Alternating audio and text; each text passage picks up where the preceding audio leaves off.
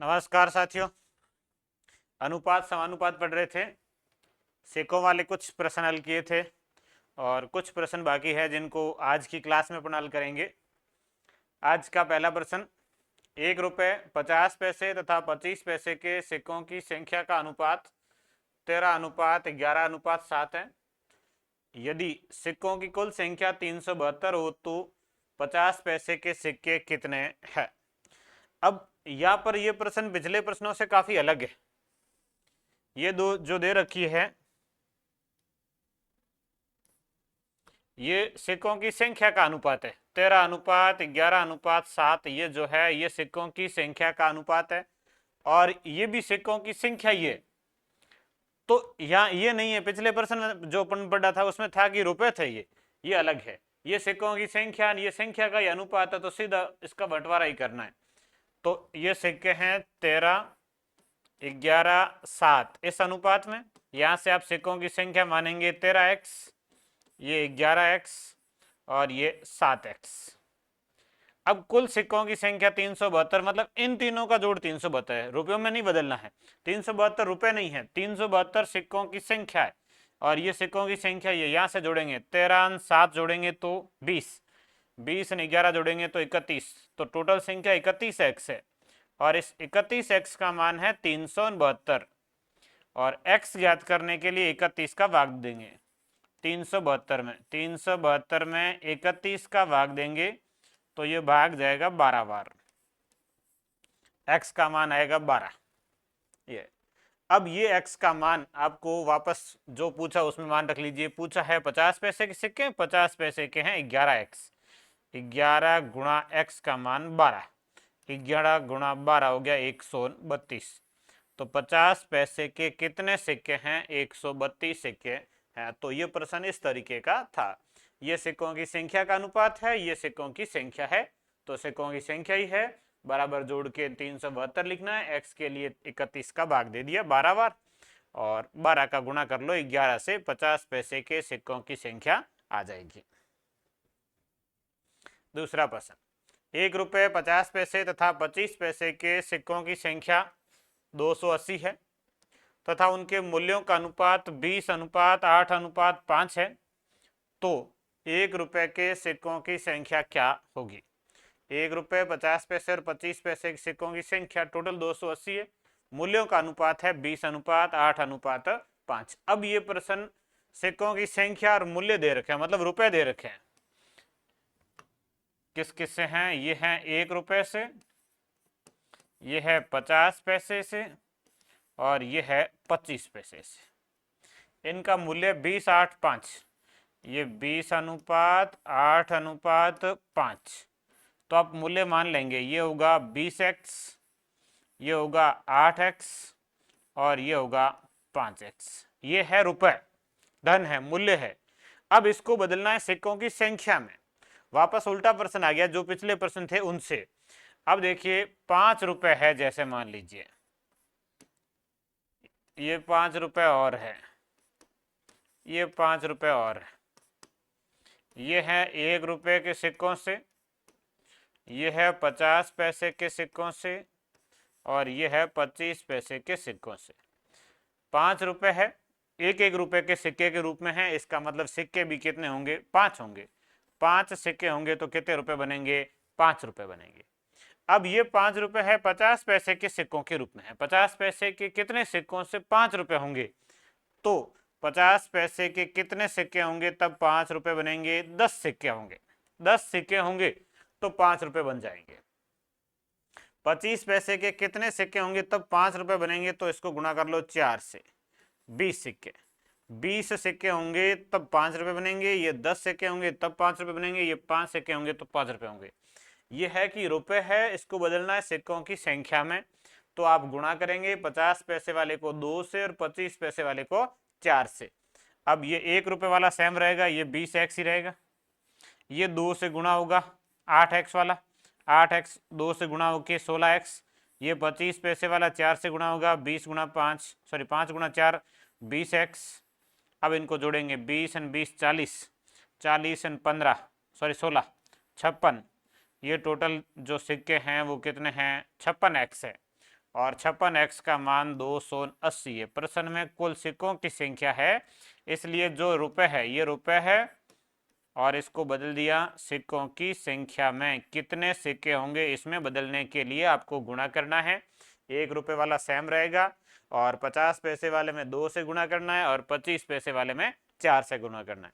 अब ये टोटल सिक्कों की संख्या जोड़ दी। 56x बराबर 280, x बराबर 280 में 56 का भाग देंगे तो भाग जाएगा 5 बार, x का मान आएगा 5। 280 है, 56 का भाग देंगे तो भाग 5 बार जाएगा। ये x बराबर 5 है। अब आपको पूछा है 1 रुपए के सिक्कों की संख्या। अब भी ध्यान रखने की आवश्यकता है आपको, या तो 1 रुपए का ही पूछा है, 50 पैसे का पूछते तो कंफ्यूज हो जाते। अब ये 20x, ये 20x, अब इसमें सिक्कों की संख्या कौन सी है, तो ये है, ये 20x रुपए है, सिक्कों की संख्या ये है, दूसरी ये है और तीसरी ये है। तो जो x का मान है वो यहाँ लिखना है, तब सिक्कों की संख्या आएगी। आपको 1 रुपए के पूछे हैं तो 1 रुपए के सिक्के जो होंगे वो है 20x, 20 गुणा x का मान है 5 और 20 गुणा 5 कितना हो जाएगा, 100 सिक्के। फिर आपको यदि 50 पैसे के सिक्कों की संख्या पूछे तो 16x है, 8x नहीं है, 8x तो रुपए हैं, सिक्के कितने हैं तो 16x है। 16 गुणा 5 और 16 गुणा 5 कितना हो जाएगा, 80। 80 सिक्के हैं 50 पैसे के। और 25 पैसे के कितने हैं, तो 25 पैसे के हैं 20x, 20 गुणा 5, 20 गुणा 5 कितना हो जाएगा, 100 हो जाएगा। तो ये सिक्कों की संख्या है 100, 80 और 100। ये सिक्कों की टोटल संख्या कितनी है, 280 हो जाएगी। इसमें आपको ये पूछा हो सकता है कि टोटल धन कितना है, इस प्रश्न में कुल कितने रुपए हो रहे हैं, तो रुपए कितने हो रहे हैं यहां से जोड़ दो। 20 और 8, 28 और 5, 28 और 5 हो जाएगा 33x। कुल रुपए कितने हैं तो 33x है और इस 33 का गुणा करेंगे x मतलब 5 से। 33 गुणा 5, 5 गुणा 3 15, 5 गुणा 3 15 ने 16, 165 रुपए हैं। 280 सिक्के हैं और कुल रुपए कितने हैं तो 165। ये भी पूछा जा सकता है कुल रुपए कितने हैं 165, कुल सिक्के कितने हैं 280, 1 रुपए के सिक्के कितने हैं 100, 50 पैसे के 80, 25 पैसे के 100। आपको पूछा है कि 1 रुपए से जो धन हो रहा है वो कितना हो रहा है, तो 20 गुणा 5 100। 50 पैसे से कितना हो रहा है तो 8 गुणा 5 40। 25 पैसे से कितना हो रहा है 5 गुणा 5 25। 25 पैसे के सिक्कों से 25 रुपए हो रहे हैं, 50 पैसे के सिक्कों से 40 रुपए हो रहे हैं और 1 रुपए के सिक्कों से 100 रुपए हो रहे हैं। टोटल 165 रुपए हो रहे हैं। कुल धन 165 और कुल सिक्कों की संख्या कितनी है तो 280। तो इसमें भी कई तरीके के कई सारे प्रश्न बन सकते हैं। ये इंपॉर्टेंट प्रश्न है, बस ये चीज आनी चाहिए कि इनको जो आपस में बदल रहे हैं ये किस तरीके से बदल रहे हैं।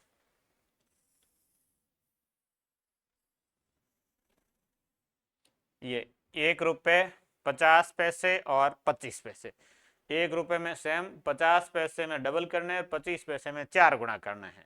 इससे पिछले प्रश्न थे वो थे सिक्कों की संख्या को रुपयों में बदलना, तो वापस उल्टा भाग देना, इधर से आएंगे तो गुणा करेंगे। ये चीजें इसमें थोड़ी सी इंपॉर्टेंट है।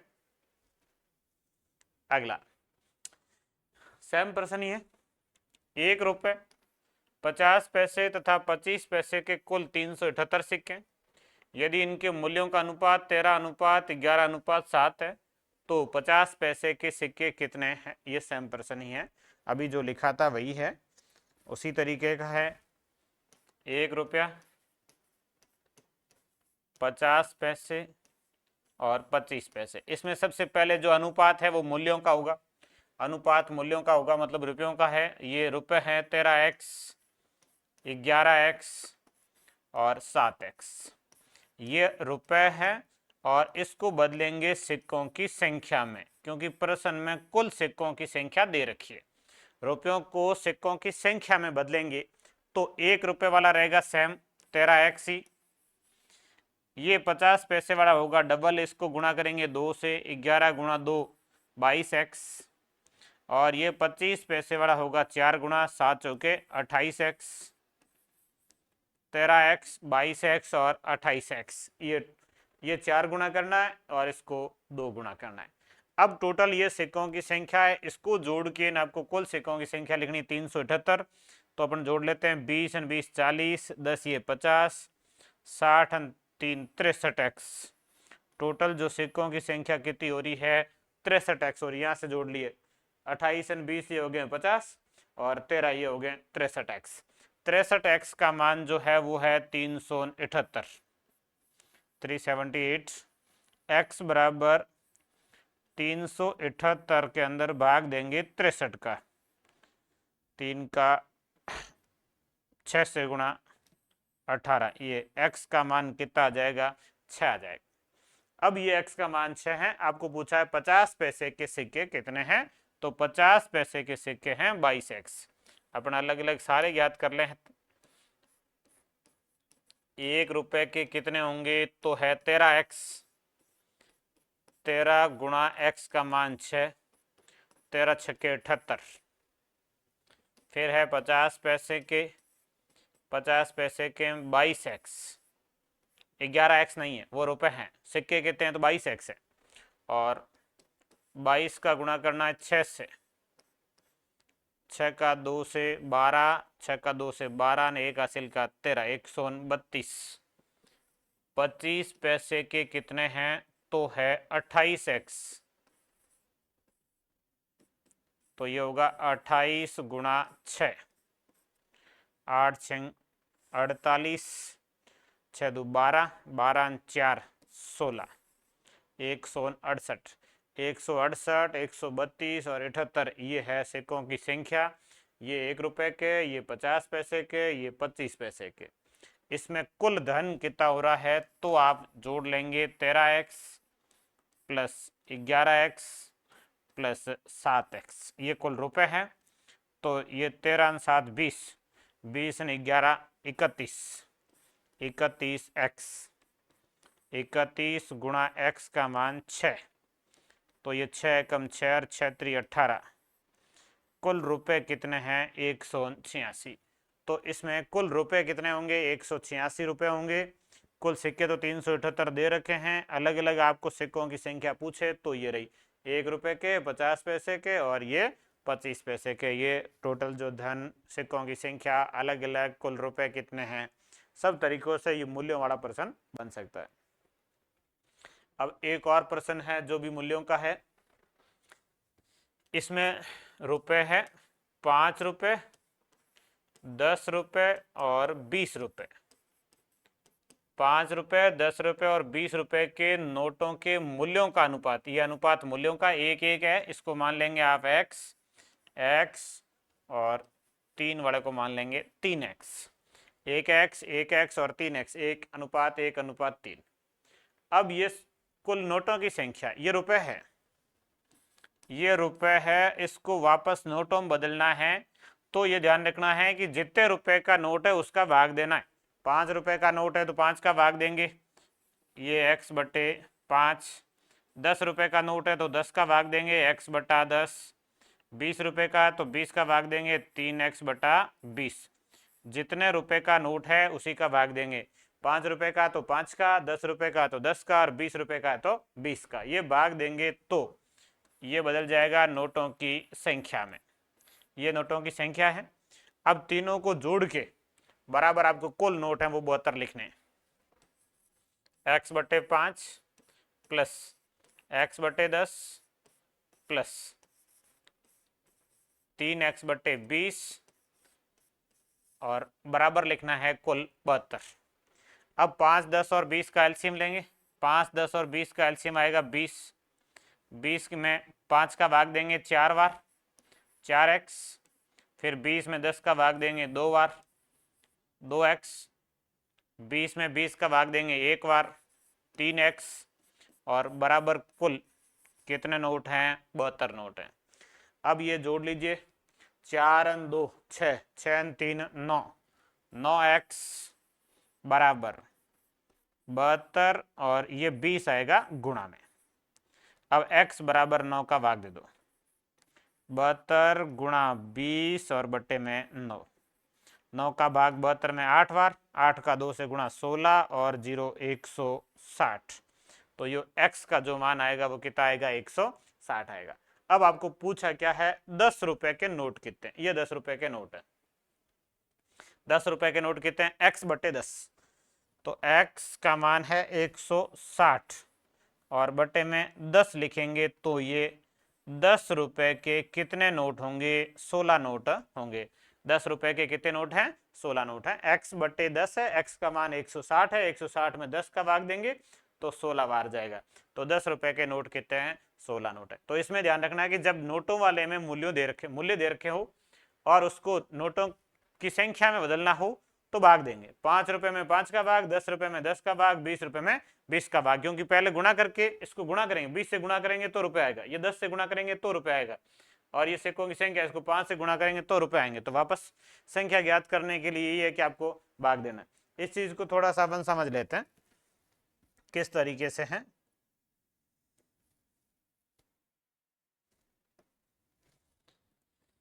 जैसे 2 रुपए, 5 रुपए, 10 रुपए, 20 रुपए, ऐसा कुछ हो, मान लीजिए ये संख्या है, रुपए है। अब इसमें आपको एक तो दे रखी होती है संख्या,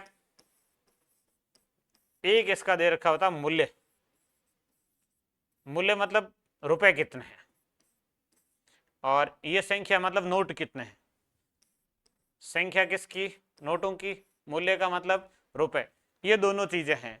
अब दोनों को आपस में कैसे बदलते हैं, जैसे ये संख्या है 2 रुपए की है, संख्या है जैसे x, और इसको बदलना है नोटों की मूल्य y में, तो यदि इस तरफ जाएंगे, इधर नोटों की संख्या को मूल्यों में बदलेंगे, मूल्यों में बदलेंगे तो इसको गुणा करेंगे 2 से। अब इस मूल्य को वापस बदलना है नोटों की संख्या में, तो आप भाग देंगे 2 का। संख्या है रुपयों में बदलना है तो गुणा करेंगे, रुपए है और वापस संख्या बदलना है तो भाग देंगे। 2 वाले में 2 का, 5 वाले में 5 का।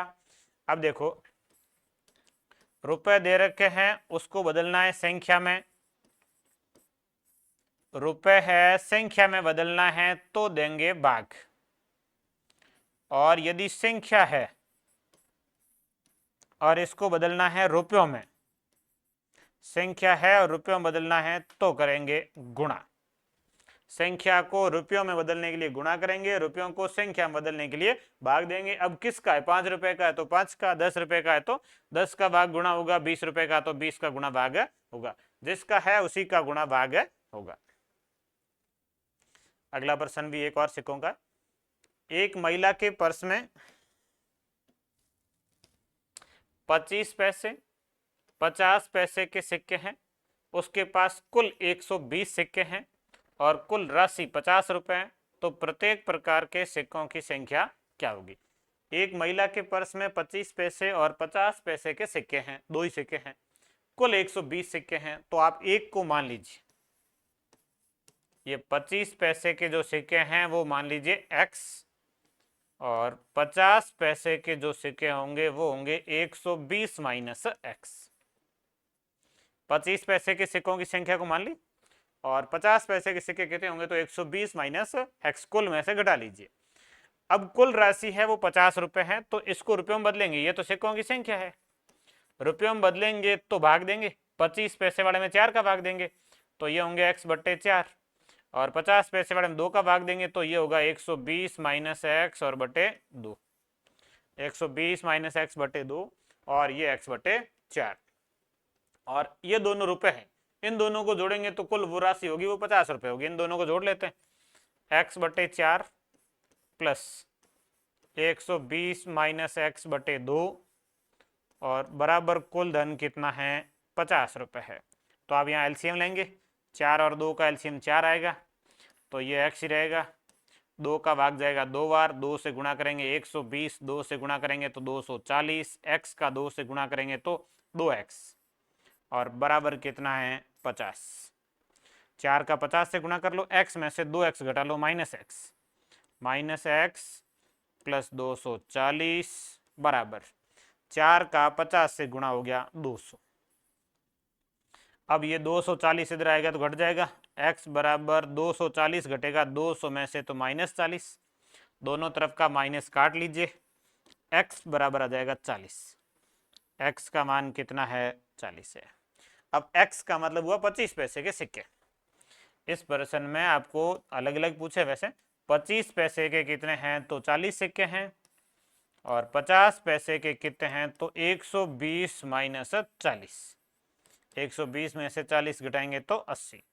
50 पैसे के 80 और 25 पैसे के 40। 25 पैसे के 40 सिक्के हैं, 50 पैसे के 80 सिक्के हैं।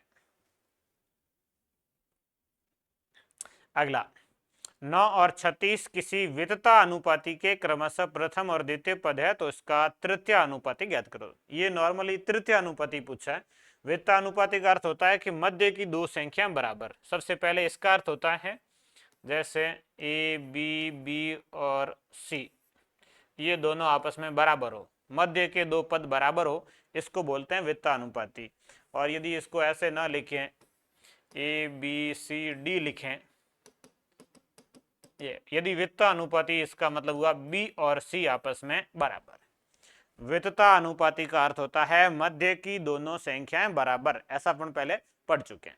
अब 9 और 36 का तृतीय अनुपाति है, तो आप तृतीय अनुपाति सूत्र से भी कर सकते हैं। तीसरा अनुपाति x लिखेंगे और मध्य की दोनों संख्याएं बराबर होगी, 36 36, और फिर लिख लो x। मध्य की संख्या को 2 बार लिखना, वैसे तृतीय अनुपाति सूत्र से भी बड़ा है। और बाकी है ये वित्तता अनुपाति का अर्थ होता है कि मध्य की संख्या को 2 बार लिखना। 36 को 2 बार लिखेंगे। अब आप हल कर लो बाह्य पदों का गुणा और मध्य पदों का। 9x बाह्य पद और मध्य पद 36 गुणा 36। x ज्ञात करने के लिए 9 का इधर भाग दे दो, 36 गुणा 36 बटे 9। 9 36 से कट जाएगा 4 बार, और 36 का 4 से गुणा 144। x बराबर कितना आएगा? 144 आएगा। अगला a प्लस बी अनुपात b प्लस सी अनुपात c प्लस ए बराबर 6 अनुपात 7 अनुपात 8 तथा a प्लस बी प्लस सी 14 हो, तो c का मान क्या होगा? अब देखिए a प्लस बी का अनुपात है 6, b प्लस सी का 7 और c प्लस ए का 8। तो इसको मान लीजिए 6x, इसको 7x और इसको 8x। तो यह है a प्लस बी का मान आ गया 6x, b प्लस सी का मान आ गया 7x और c प्लस ए का मान आ गया 8x। ये 6x 7x 8x। अब यदि इन तीनों समीकरणों को अपन जोड़े, इधर का भाग और इधर का भाग, इधर ये जोड़ेंगे तो a आएगा 2 बार, b भी आएगा 2 बार और c भी आएगा 2 बार। तो उस 2 को आप कॉमन लिख सकते हो, a 2 बार b 2 बार, ये a 2a, ये 2b, ये 2c बराबर ये 6 7 8, 8 6 14 7 21, ये बराबर आएगा 21x। 2 कोष्टक a plus B plus C बराबर 21x। इसका मान प्रश्न में दे रखा है, a प्लस बी प्लस सी का मान है 14, तो आप लिखेंगे 2 गुणा 14 और बराबर है 21x। तो x के लिए 21 का भाग दे दो, 2 गुणा 14 हो गया 28, 21 इसके भाग में आएगा, ये x का मान है। तो x बराबर 28 बटे 21, 7 से कट जाएंगे, ये 4 और ये 3, तो x का मान आएगा 4 बटा 3। अब आपको पूछा है c, तो c कैसे ज्ञात करेंगे कि तीनों के योग में से a प्लस बी प्लस सी, इस तीनों में से यदि a प्लस बी घटा लें तो c आ जाएगा। और तीनों का योग प्रश्न में दे रखा है 14, a प्लस बी प्लस सी तीनों का योग 14 है, इसमें से a प्लस बी घटाएंगे। अब a प्लस बी का मान उधर से लिखते हैं, a प्लस बी का मान है 6x, a प्लस बी बराबर है 6x, तो 6 गुणा x का मान है 4 बटा 3, 6 चौके 24 में 3 का भाग 8 बार, तो a प्लस बी का मान कितना आएगा? 8 आएगा। ये a प्लस बी का मान 8 है, 14 में से 8 घटा लेंगे तो शेष c का मान बचेगा 6। तो आपको c पूछा गया है, c का मान कितना आएगा? 6 आएगा। तो ये नॉर्मल कैलकुलेशन का प्रश्न है। अगला सेम ऐसा ही प्रश्न है, ए प्लस बी, बी प्लस सी और सी प्लस ए का अनुपात 3, 7, 8। ए प्लस बी प्लस सी का मान 108। ए बी सी का मान ज्ञात करो। तो यहाँ से आप इनका अनुपात से ये लिखेंगे ए प्लस बी बराबर होगा 3x, बी प्लस सी बराबर होगा 7x और सी प्लस ए बराबर होगा 8x। फिर आप इनको जोड़ेंगे तो वही सेम ये आएगा 2a प्लस बी प्लस सी और बराबर इनको जोड़ेंगे 7 और 3 10, 10 और 8 18, ये आ जाएगा 18x। ए प्लस बी प्लस सी का मान प्रश्न में दे रखा है 108, यहाँ लिख लो 108, 2 गुणा 108 और बराबर ये है 18x। अब 18 का उधर भाग दे दो, 108 का 2 से गुणा करके, गुणा बाद में कर लेंगे, भाग दे देते हैं 108 गुणा 2 और बटे में 18 और ये बराबर x। 18 108 से कट जाएगा 6 बार, 6 का 2 से गुणा 12, x बराबर कितना आ जाएगा 12 आ जाएगा। अब x का मान 12 है तो आप ये सारे लिख सकते हैं, a प्लस बी लिख सकते हैं, b प्लस सी लिख सकते हैं, c प्लस ए लिख सकते हैं। a प्लस बी 12 का 3 से गुणा 36, ये 12 7 84, ये 12 8 96, ये x का मान 12 लिखना, या 12 3 36, 12 7 84, 12 8 96, ये x का मान लिखा। a b b c सी ये सब आगे। अब आपको पूछा तो केवल एक c है और c पूछा है तो आप c के लिए तीनों का a प्लस बी प्लस सी, उसमें से a प्लस बी घटा लेंगे, 3 में से 2 घटा लेंगे, c बचेगा। a प्लस बी प्लस सी तीनों है, इसका योग 108, इसमें से a और b का घटाना है 36, 108 में से 36 घटाएंगे, 8 में से 6 घटेगा 2 और 10 में से 3 घटेगा 7, तो c का जो मान आएगा वो कितना आएगा 72 आएगा। इसके अलावा बाकी भी ज्ञात कर सकते हैं आप, a का b का मान ज्ञात कर सकते हैं। यदि a पूछा है तो b प्लस सी 84 घटा लो, 108 में से 84 घटा लो, 108 में से 84 घटाएंगे 16, ये 8 वो 16 8 24 आ जाएगा। तो a का मान कितना आएगा 24 आएगा, a 24 आएगा, c 72 आएगा और बचा वो b का मान ज्ञात करना है तो ये 96 घटा लो 108 में से, तो 4 8 वो आ जाएगा 12, c का सॉरी b का मान कितना आएगा तो 12 आएगा। अगला इसके जैसा ही है, कैलकुलेशन का प्रश्न है। अब इस प्रश्न में थोड़ा सा आपको दिमाग लगाना है। ए अनुपात b प्लस सी 1:2 और c अनुपात a प्लस बी 7:11, तो आपको b अनुपात a प्लस सी ज्ञात करना है। तो इन दोनों समीकरणों को हल करेंगे। इसमें यदि करें बाह्य पदों का गुणा और मध्य पदों का गुणा, तो 2 का a से गुणा होगा, 2a बराबर b प्लस सी का 1 से गुणा होगा। इसका यदि बाह्य पदों का गुणा और मध्य पदों का गुणा करें तो ये होगा 11c बराबर 7a प्लस 7b। ये दो समीकरण बने पहले, और दोनों से बाह्य पदों का गुणा और मध्य पदों का गुणा से दो समीकरण बने। अब इसमें आपको प्रतिस्थापन करना एक चर का, यहाँ से कोई एक b और c में से एक का मान ले लो, इधर रख लो, a का भी लिख सकते हैं, कोई भी एक चर का मान, जैसे अपने यहाँ से c का लिखते हैं। c बराबर क्या होगा तो 2a माइनस बी होगा, प्लस बी है उधर जाएगा माइनस होगा, और ये c का मान इधर रख दो 11 और c का मान है 2a माइनस बी बराबर ये 7a प्लस 7b। तो 11 का 2 से गुणा 22a माइनस 11b बराबर 7a प्लस 7b। ये उधर घट जाएगा 22 में से, 22a माइनस 7a, इधर है 7b प्लस, ये माइनस का इधर आएगा तो प्लस हो जाएगा 11b, 11 7 ये हो गया 18b, और इधर 22 में से 7 घटा लेंगे तो ये हो गया 15a, 15a बराबर 18b। यहाँ से a अनुपात b लिख सकते हैं, तो a अनुपात b बराबर a का अनुपात 18, b का अनुपात 15, 18 15 को 3 से काटें तो ये 6:5, a का अनुपात 6 और b का अनुपात आएगा वो 5 आएगा। 18 15 है, 3 से कट जाएंगे 6 और 5, ये a और b का अनुपात है, यहाँ रख दो, c का मान आ जाएगा। अब c बराबर 2, a का मान जो है वो 6 है, माइनस b का मान है वो 5 है, 6 गुणा 2 12, 12 में से 5 घटाएंगे तो 7 बचेगा, तो सी का मान कितना आएगा, 7 आएगा।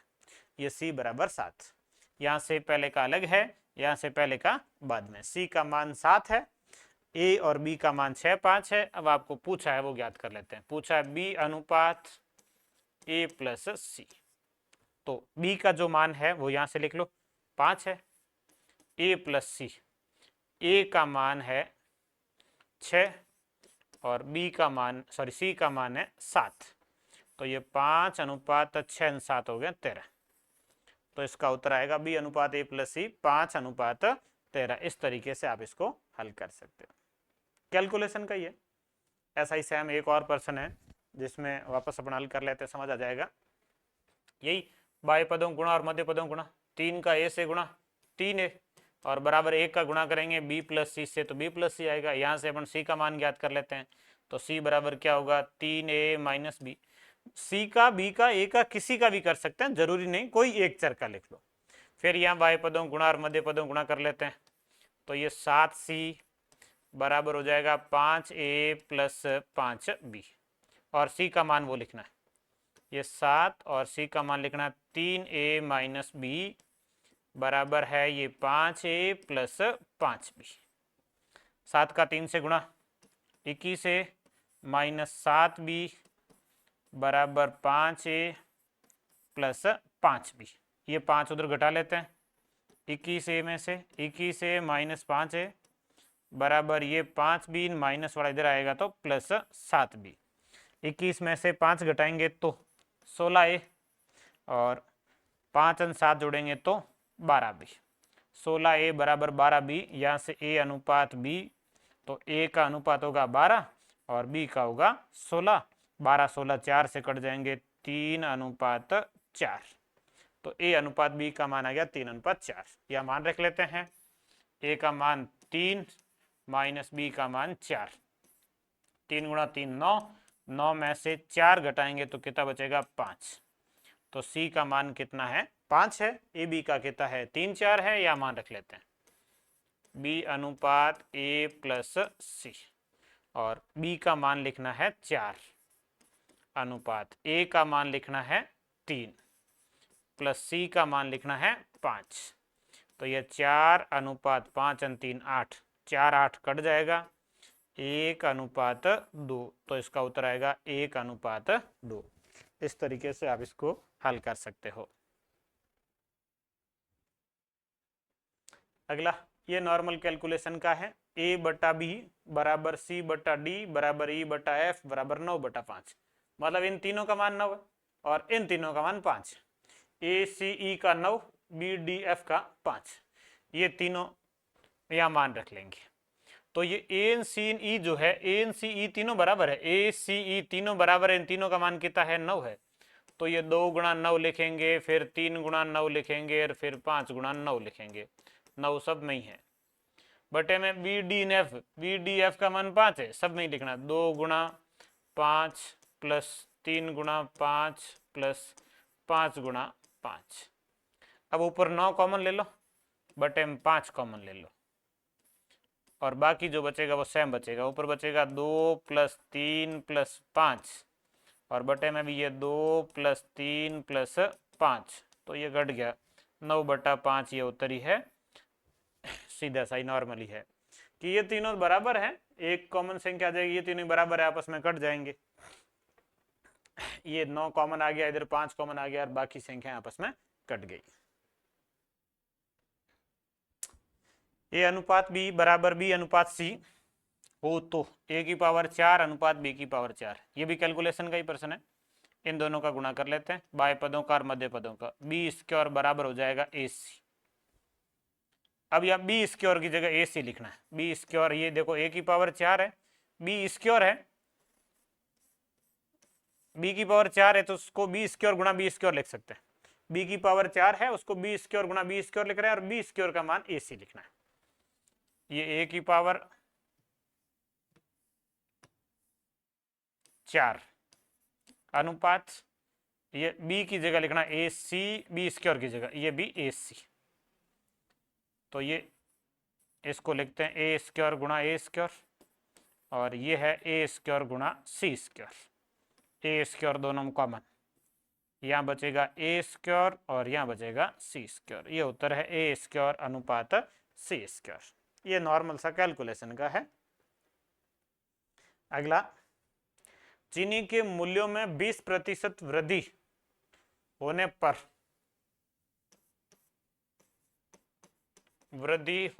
पर यदि खर्च को न बढ़ने दिया जाए तो खपत की कमी और मूल खपत में क्या अनुपात होगा। खपत की कमी क्या है और मूल खपत क्या है, उन दोनों का आपस में क्या अनुपात होगा। मूल्य में 20% वृद्धि हो रही है। मूल्य जैसे 100 है तो बढ़ के 120 हो जाएगा। अब ये इसकी जो खपत है, मूल्य 100 था, उस समय की खपत 100 है, और अब जो खपत होगी वो कम हो जाएगी। मूल्य बढ़ने से खपत में क्या हो जाएगी, कमी हो जाएगी। खर्च को न बढ़ने दे रहा है, इसका मतलब खर्च वही रहना है, तो खपत क्या हो जाएगी, कम हो जाएगी। खपत कितनी कम होगी, तो 20/120 गुणा 100, ये आपको खपत में कमी करनी होगी। खपत में कमी, एक वैसे प्रतिशत में इसका फॉर्मूला भी लिखा था, फॉर्मूले से लिखें तो ठीक है, नहीं तो इसको पूरा मान के लिख लेते हैं अपन। मूल्य, खपत और खर्च। मूल्य 100 मान लीजिए, खपत भी 100 है। मूल्य 100 रुपये प्रति किलोग्राम, खपत 100 किलोग्राम, खर्च जो आएगा वो 100 रुपये के हिसाब से 100 किलो का जो खर्चा आएगा 10,000 आएगा। अब खर्चे को ना बढ़ने दिया जाए, मतलब अब भी खर्चा कितना है, 10,000 है। मूल्य में वृद्धि हो गई है 120 रुपये। अब खपत कितनी होगी, तो 10,000 रुपये में कितने आएंगे, 120 के हिसाब से। पहले तो 120 के 100 के हिसाब से 100 किलो आ रहा था, अब 120 के हिसाब से 100 किलो तो आएगा नहीं, कम आएगा। तो ये कितना आएगा, तो 10,000 बटे 120 आएगा। खर्चा 10,000 है, मूल्य 120 है, 120 का भाग दे दो 10,000 में, ये खपत आएगी। ये नई खपत है, ये पहले की खपत है।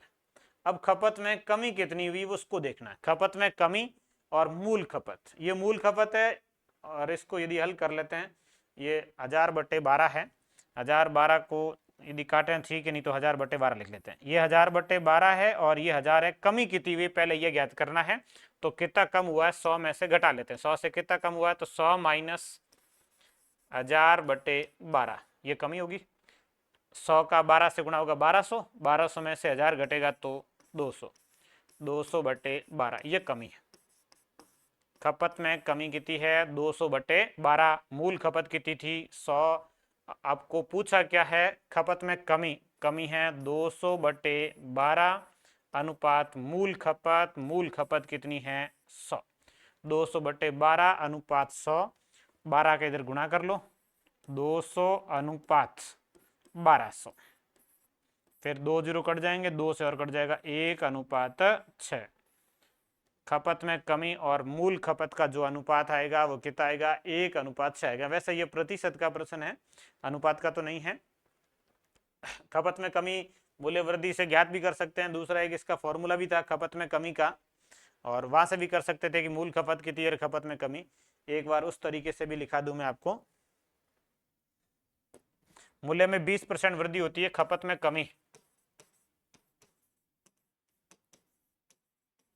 खपत में कमी होता है कमी बटे प्रारंभिक मान। कमी 20 बटे प्रारंभिक मान 120 गुणा 100। 120 से वापस कमी करके 100 लाना है, तो 20/120 गुणा 100, ये खपत में कमी होगी। और ये 0 कट जाएगा, 200/12 आ जाएगा, और 2 से काट दें 1/6 आ जाएगा, तो ये 100 और बटे में 6, 100/6। इसको और काट सकते हैं, 50/3। ये खपत में कमी है। मूल खपत 100 और खपत में कमी 50/3, इनका अनुपात है। 50/3 का और 100 का जब अनुपात लेंगे तो 3 का 100 से गुणा 300 हो जाएगा, 50/300। 0 कट जाएगा, 5 से कटेगा 1 बार और ये कटेगा 6 बार। तो इस फॉर्मूले से भी कर सकते हैं, खपत में कमी के फॉर्मूले से। खपत में कमी कितनी करनी है, 50/6, सॉरी 50/3, मतलब 16 सही 2/3, वो 1/6 है। मूल खपत 6 है, उसमें 1/6 करना है, तो 1/6 आएगा। एक और प्रश्न है लास्ट। ए, बी व सी के वेतन का अनुपात 3:5:7 है। यदि इनके वेतन में क्रमशः 50%, 60% व 50% की वृद्धि की जाती है तो इनके नए वेतनों का अनुपात क्या होगा? ये 3, ये 5 और ये 7 ये वेतन है। अब इसमें वृद्धि कर रहे हैं तो 3 में वृद्धि कर रहे हैं 50%, तो इसको लिखेंगे 150/100 अनुपात बी में वृद्धि कर रहे हैं 60%, तो इसको लिखेंगे 160/100 अनुपात सी में वृद्धि कर रहे हैं 50% की, तो 150/100 ये उत्तर है। अब इसको सरल अनुपात में बदलना, वृद्धि है उसको लिख लो, 3, 5, 7 में 50, 60 50, 50 वृद्धि को 150, 60 वृद्धि को 160 और 50 वृद्धि को 150। अब इसको हल करेंगे, सब में ये 100 काट दो, अनुपात में संख्याएं बराबर में वो कट जाएगी, ये 0 कट जाएगा। और जो संख्या तीनों में ही है वो कौन सी है? 5 है। 5 इसमें भी है, 5 इसमें है 3 बार और 5 इसमें है 3 बार। 15 से कट गया 5। अब जो संख्या बची उनका गुणा कर लो, 3 × 3 9 अनुपात 16 अनुपात 7 × 3 21। पहले में 9 बचा, दूसरे में 16 और तीसरे में 21। 9 अनुपात 16 अनुपात 21 ये इसका अनुपात आएगा। तो आज की क्लास के ये प्रश्न, एक क्लास और होगी अनुपात की, शेष कुछ विशेष प्रश्न हैं उनको हल कर लेंगे।